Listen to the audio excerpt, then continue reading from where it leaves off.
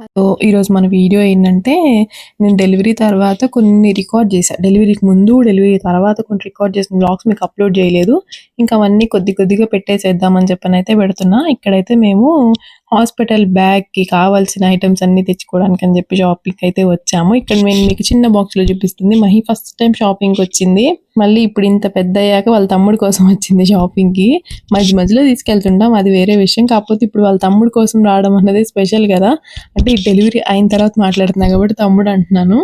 ఇంక అట్లనే హాస్పిటల్‌కి కావాల్సినవి, ఇంకా బేబీకి కావాల్సినవి, ఇంకా నాకేమైనా కావాల్సినవి ఏమైనా ఉంటాయి గదా! అవన్నీ తీసుకుందామని చెప్పనైతే వచ్చాననమాట. నేనైతే కొంచెం ముందే తీసుకుంటా. కొంతమంది అంటారు గదా! ఇట్లా ముందే తీసుకొని పెట్టుకోకూడదు అట్లా అని చెప్పి. ఎందుకంటే నా పిల్లలవి నేనే తీసుకోవాలి. పిల్లలకి వేసే ఫస్ట్ బట్టలు కానీ అవన్నీ ఫస్ట్ తీసుకొని నేను ఇంక అవన్నీ వాష్ చేపిచ్చి రెడీగా పెట్టుకోవాలి గదా! టవల్స్ కానీ, వాళ్ళకి ఏసే బట్టలు గానీ అవన్నీ. అందుకని చెప్పి నేనైతే ముందే తీసుకుంటాను. ఎయిత్ మంత్‌లో అట్లా తీసుకుంటాననమాట.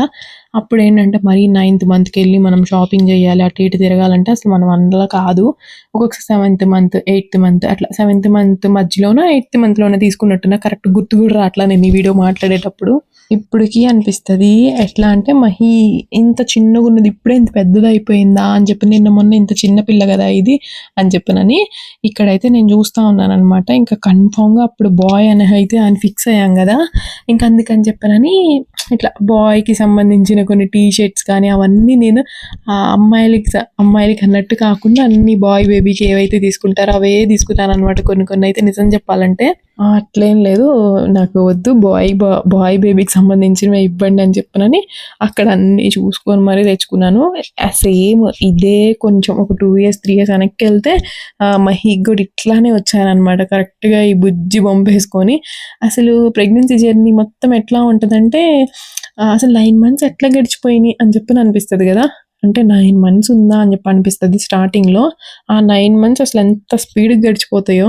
ఇప్పుడు గూడా నేను ఒక్కటే చెప్తున్నా.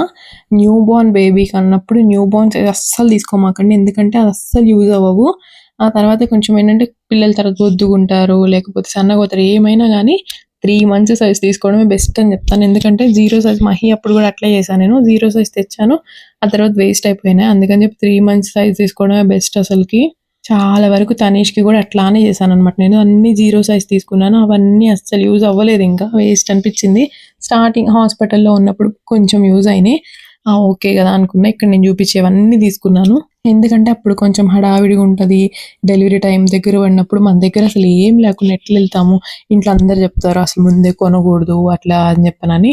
కాపోతే మనం కొని ముందు పెట్టేసేసుకుంటే అయి వాష్ చేసిన తర్వాతే వెయ్యాలి గదా! ఎందుకంటే న్యూ బోర్న్ బేబీ వాళ్ళ స్కిన్ ఎంత సెన్సిటివ్‌గా ఉంటది. మనం అసలు వాష్ కూడా చేయకుండా అప్పటికప్పుడు కొని వెయ్యాలంటే నాకెందుకో నచ్చదు. అందుకని చెప్పి మహి అప్పుడు కూడా ఇట్లానే చేశా నేను.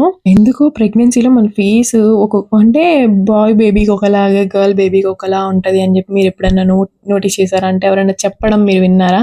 ఇట్లా బాయ్‌కైతే నేను గమనించిందైతే చెప్తా నేను మీకు. ఇది కరెక్ట్‌గా అవుతదనైతే కాదసలకి.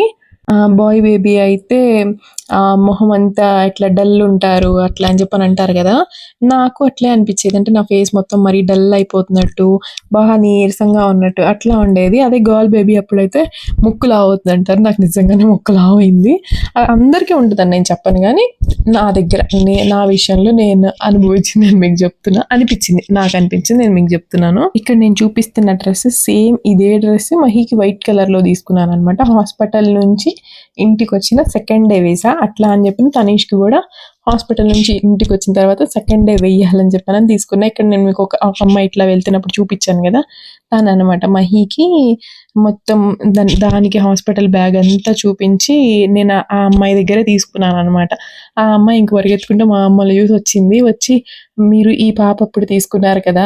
నా చేతుల మీద ఇచ్చాను గదా! నేనే ఇస్తాను" అని చెప్పినని. ఈ విషయాల్లో అయితే మనం మరీ పర్టిక్యులర్ ఏం గాదు. వీళ్ళ చేతుల మీద ఇస్తేనే మంచిగా జరిగిద్ది అట్లా ఏం గాదులే గానీ, ఓకే. పాపం మా అమ్మాయి హ్యాపీ ఫీల్ అయితుంది గదా! అని చెప్పనని సరే ఓకే అని చెప్పనన్నాం. ఇక్కడ చూసారా మేము మహీని సెలక్షన్స్ కూడా అడుగుతున్నాం అప్పుడే. మహీని ఎక్కడికైనా బయటికి తీసుకెళ్ళినప్పుడు మహీకి కాళ్ళు నొప్పులొస్తాయా అన్న విషయం కాసేపు పక్కన పెట్టేసేస్తే మాకు మాత్రం డెఫినిట్‌గా వస్తాయి. ఎందుకంటే ఆ రేంజ్‌లో పరిగెట్టిద్ది. ఇదిగోండి ఇక్కడ నేను క్లిప్ ఒకటి యాడ్ చేశాను చూసారా? అప్పుడెంత చిన్న క్యూట్‌గా ఉందో చూసారా? అదే దాని ఫస్ట్ షాపింగ్. అందుకని చెప్పి రికార్డ్ చేశానది. ఏవేవి తీసుకున్నాను అన్నది నేను నెక్స్ట్ బ్లాగ్లో మీకు క్లియర్గా చూపిస్తాను. నేను ఇంకా గర్ల్ బేబీకి ఏం కావాలి, బాయ్ బేబీకి ఏం కావాలి అన్నది కూడా నేను మీకు క్లియర్గా చెప్తాను. ఎందుకంటే ఇద్దరితో ఇప్పుడు ఎక్స్పీరియన్స్ అయిపోయింది కాబట్టి. చెప్పిద్ది ఇప్పుడు మహి చెప్పిద్ది ఏది ఏది కావాలి అదా